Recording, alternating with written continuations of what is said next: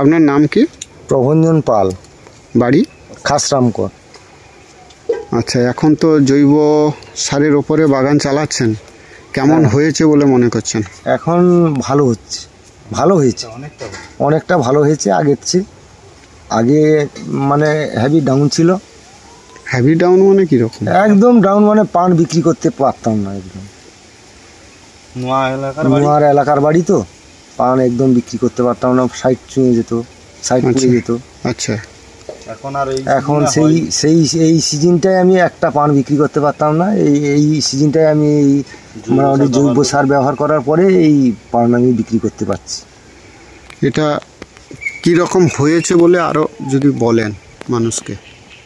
খুব ভালো হয়েছে, খুব ভালো হয়েছে। আরও চাই যে আমাদের মতন ওই জৈব সারটা সবাই ব্যবহার করুক, সবাইয়ের উপকার হোক। আমার যেমন ডেভেলপ হয়েছে সবার হোক। পোকার প্রাদুর্ভাব কেমন দেখছেন?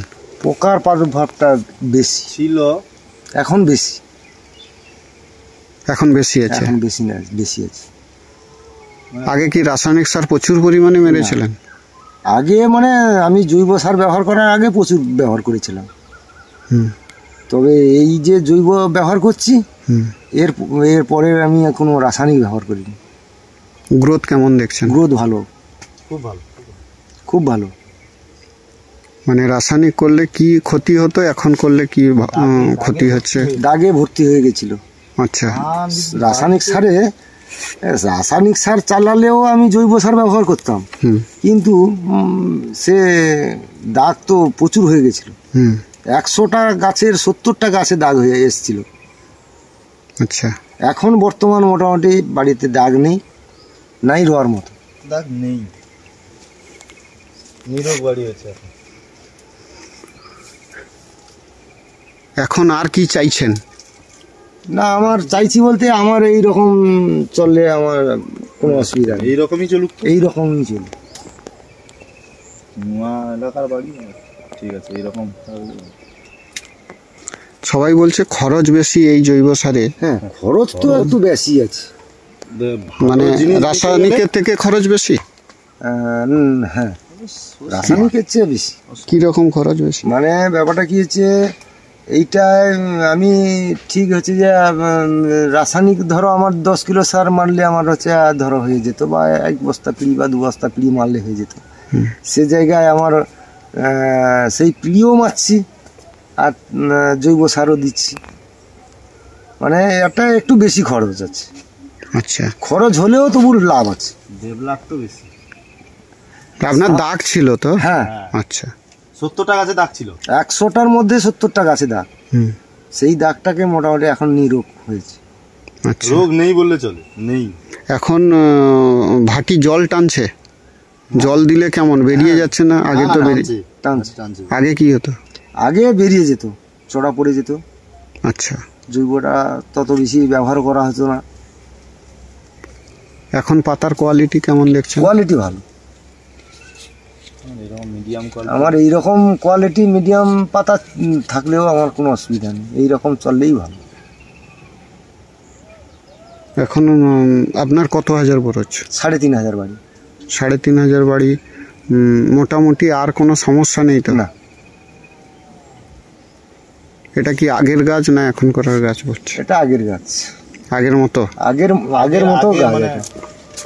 এটা হচ্ছে, হ্যাঁ, এটা হচ্ছে আমার আগের গাছ। ওটা মানে এইরকম ছিল, এইরকম ছিল, মানে এইরকম ছিল, একটুখানি পাতা। হ্যাঁ, মানে 1 আঙুল নয়। হ্যাঁ, এইরকম বাড়ি, 3 ইঞ্চিও নয়, এইরকম পাতা ছিল।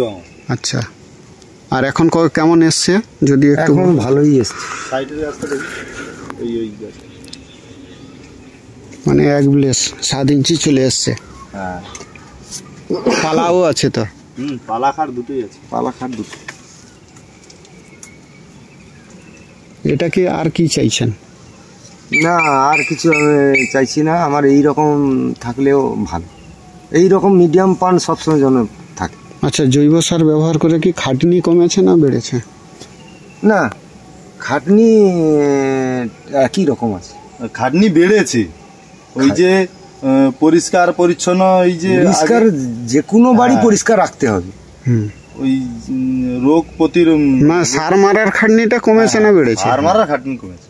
হ্যাঁ, মানে আগে সপ্তাহে সপ্তাহে মারতেন না নাকি? হ্যাঁ, মাসি একবার। ওই ধরো পান করে এসে সার দিয়ে দিতাম, আচ্ছা।